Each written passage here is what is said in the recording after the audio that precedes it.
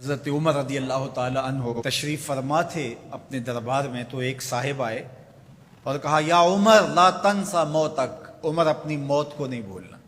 یار بھرے دربار میں کسی کو یہ بات کہی جائے تو اس کا رد عمل کیا ہوگا، لیکن حضرت عمر رضی اللہ تعالیٰ عنہ یوں کانپنے لگے جس طرح بید کی شاخ کانپتی۔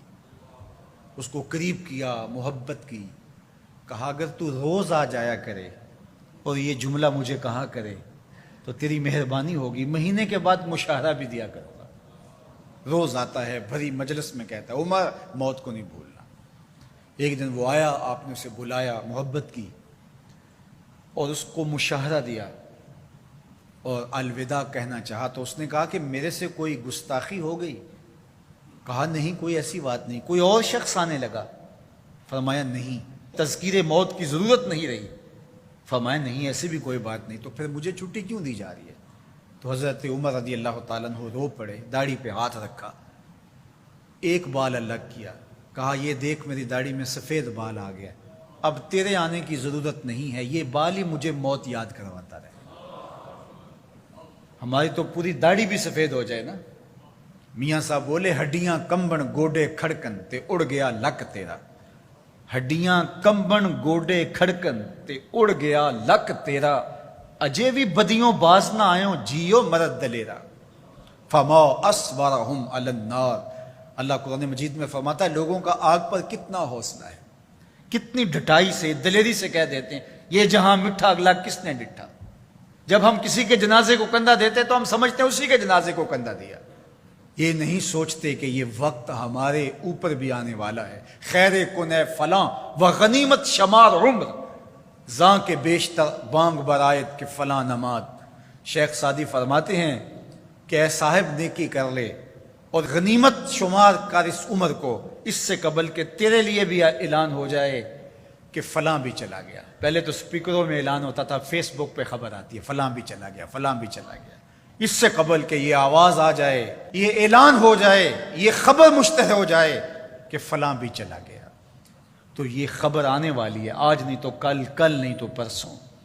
تو کہا کثرت کے ساتھ موت کو یاد کرو، اس سے تمہارے دلوں کا زنگ اترے گا، تم اپنی آخرت کی طرف متوجہ ہوگے۔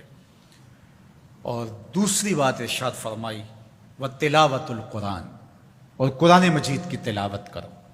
قرآن مجید کی تلاوت اگر تمہاری زندگی کا معمول بن گیا تو تلاوت ایسا نور ہے جو دلوں کے زنگ اتار دیتا ہے اور اللہ کی معرفت کا رنگ چڑھا دیتا ہے۔ اس لیے دو چیزیں دلوں کے زنگ اتارتی ہیں، ایک کثرت کے ساتھ موت کو یاد، اس کے لیے کوئی نصاب نہیں پڑھنا پڑتا، کسی کے پاس جا کے بیٹھنا نہیں پڑتا، یہ خاموش مبلغ ہے، اس مبلغ کو سننے کے لیے سفر کر کے نہیں جانا پڑتا، اس کو کسی ٹیپ ریکارڈر کے اندر محفوظ کر کے کان کے ساتھ نہیں لگانا پڑتا، کوئی بٹن آن نہیں کرنا پڑتا، اب لائٹ ہے اب سن سکوں گا، اب لائٹ چلی گئی اب نہیں سن سکوں گا۔ اس کے لیے کوئی وقت متعین اور مقرر نہیں ہے، یہ ایسا مبلغ ہے، یہ خاموش واعظ ہے، جب چاہو اس کو سن سکتے ہو۔ تو کثرت کے ساتھ موت کو یاد کرنا یہ تمہارے لیے دلوں کے زنگ اتارنے کا سبب۔ اور دوسری چیز ارشاد فرمائی وَتِلَاوَةُ الْقُرْآنِ، اور قرآن مجید کی تلاوت۔ جب قرآن مجید کی تلاوت معمول زندگی بن جاتی ہے تو دلوں کے زنگ قرآن مجید اتارتا ہے۔ اس سے بہتر دلوں کو پاک کرنے والی اور چیز ہو کیا سکتی ہے؟ اللہ کا کلام ہمارے پاس موجود ہے۔ اس وقت کسی امت کے پاس، کسی قوم کے پاس منزل من اللہ کتاب اصلی صورت کے اندر موجود نہیں ہے۔ تحریف راہ پا گئی، لوگوں نے کتابوں کے اندر اپنی خواہشات کو شامل کر دیا، مشکل چیزیں نکال دی، ان کے اندر بہت گڑبڑ کر دی۔ لیکن قرآن مجید کسی زیر اور زبر کے تغیر کے بغیر صدیوں قبل جو سینہ محمد صلی اللہ علیہ وسلم پہ نازل ہوئی تھی آج بھی اسی طرح موجود ہے، ایک زیر اور زبر کا فرق بھی نہیں ہے۔ یہ ایک یقین ہمارے ساتھ جڑا ہوا ہوتا ہے کہ یہ ہمارے رب کا کلام ہے، یہ ہمارے محبوب کریم کے سینہ انور پہ اترا تھا، یہ اس کتاب کا اعزاز ہے۔ تو کہا کہ اس کتاب کی کثرت کے ساتھ تلاوت کرو، تمہارے دلوں کا